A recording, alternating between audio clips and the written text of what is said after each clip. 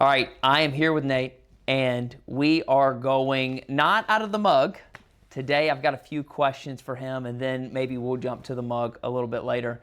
Nate, I'd love for you just to tell everybody on YouTube just a little bit about you. I know you led in the for-profit world, you led in the nonprofit world. Kind of give us your 2 minutes of fame. Sure. So when I started out of high school, I began with Chick-fil-A, worked up to a team leader position there in about 2 years. I began to fall in love with that brand. But at the same time, I was going to college, got into some student loan debt and decided I was going to pause on everything and just work my way out of debt. So I got a job both in ministry and at Chick-fil-A, worked for the next 4 to 6 years in the nonprofit world at 2 different churches. Paid off all my debt, went back to school at night, earned my degree at night. And after about 6 years in the nonprofit world, decided it was time to go back into Chick-fil-A with the brand that I loved, and would spend 3 years serving one of my dear friends who is an operator right outside of Chick-fil-A, right outside of New York City, owned a Chick-fil-A right outside of New York City. So I was there for about 3 years as his general manager. And then when my wife was pregnant with our second, we decided we wanted to live closer to family, cousins, grandparents, and so we decided to make the move down here to Virginia, where I stepped back into ministry. So kind of back and forth between Chick-fil-A and ministry. And I've been here now at Crosswalk for almost 3 years. Crosswalk, almost 3 years. This guy's the glue. He makes all the things work around here. And so as we had a meeting tonight, I thought, what would be valuable is to ask Nate if he could go back and have a conversation with himself. 10 years ago, if we go back 10 years, you're managing 10 years? Are you the general manager 10 years ago? No, I was still in the ministry world. Okay, day one of being the manager at Chick-fil-A of that location, how many years ago was that? That was 7 years ago. 7. So he goes back, he can sit down and have a conversation with himself 7 years ago. What would you tell yourself? I love that question.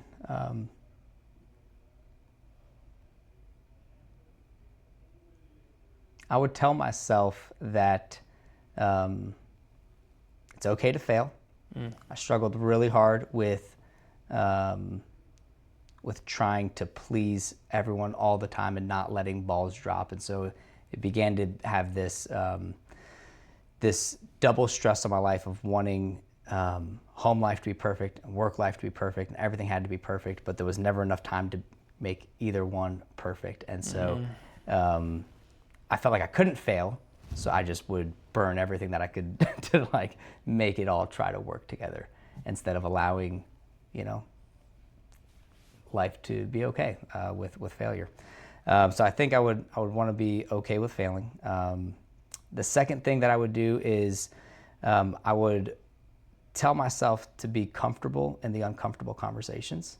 I really struggled with that at first in Chick-fil-A. It took me about 2 years to get comfortable in those conversations. I'm a relational person by nature, so I don't like having the harder conversations, and so sometimes I would try to navigate around them and try to solve the problem without having the direct conversation. But as I learned, it's just so much more effective to just sit down, have the conversation you need to have it appropriately. There's a right way and a wrong way. Of course, yeah. But you do it the right way and just handle the situation.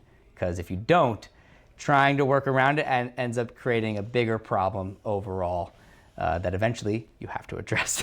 It's kind of like when the kids pile their stuff in the closet, right? Yeah. And they just keep putting it in there, and they're like, my room is clean, it's clean, it really is clean, and all of a sudden the closet can't hold anymore, so it all comes out in the open. I think when we neglect difficult conversations, as adults, we're just stuffing things in the closet.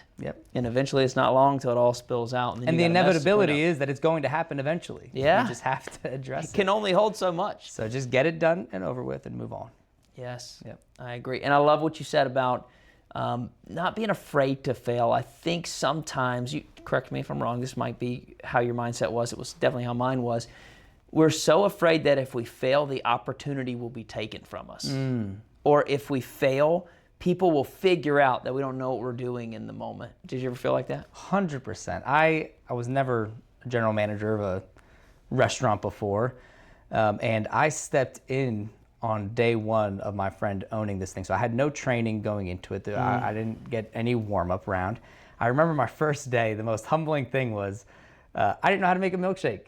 And so I'm the new general manager, and I'm having to ask these teenagers for like, hey, how do I make a milkshake? Because I have no idea what I'm doing right now. So like I'm supposed to be leading them, but I'm also feeling very humbled in the fact that I don't know what I'm doing. And some of it felt like a facade, like I'm trying to fake it till I make it, so to speak. Now, in hindsight, I know my boss did not care if I knew how to make a milkshake. He wanted me there for my leadership capacity, that I was able to have a presence in the restaurant that created peace, that created unity, that created momentum. It was less about the skill and more about the culture. But in that moment, that's not how it felt. I felt like I was humiliated and didn't know what I was doing, and I didn't want to fail. I'm very competitive, so I really was trying to make everything perfect on day one. So lessons learned, though. I think we all suffer from that, especially when we get into a new position and we feel like we've kind of stepped a little bit beyond where we think we should be. But I think there's some valuable words there. Can you help me? Can you help me? Because we should fail, and the bigger things we take on, the more opportunity there is for us to fail, and there's a learning in every failure. I'm sure you have a lot of learnings from your time at Chick-fil-A and even in the nonprofit world. But at the same time, there's also the words, can you help me, that are wrapped in humility, where I'm sure your operator wanted you to win. And if you would have came and said, hey, I think I've failed, and again, we none of us have this leadership maturity in the beginning. But if we were to come and say, hey, can you help me, they really want us to win. And they really wanted us to develop. And more than likely, they see more potential in us than we see in ourselves currently. Absolutely. And so I think that's where the magic happens, when we're able to come in. And there's probably a lot of lessons that you learned during that season of your life. And I think if somebody right now is just figuring out leadership and they're feeling the same exact way that you were feeling right there walking in as the general manager of that location, I think maybe some of those imposter syndrome thoughts are coming to them, or some of the, I can't let any of these balls fall or they're going to take this away from me. What would you tell them?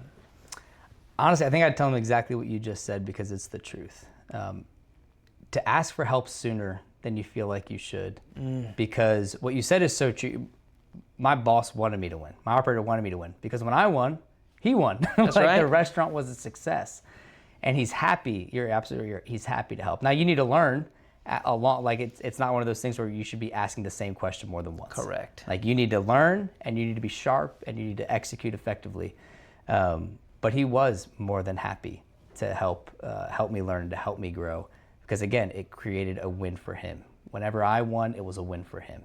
And so I think you're exactly right. And that's something, if you're new in leadership, to be comfortable asking for that guidance sooner than you think you need. Because if you wait too long, then you're actually going to create more problems, both for yourself and your boss, and it could actually lead to a more difficult situation in the long run. Little issues turn into big problems. Oh, yeah. If you're not careful. Don't let your closet spill out, okay? Stop piling toys in there.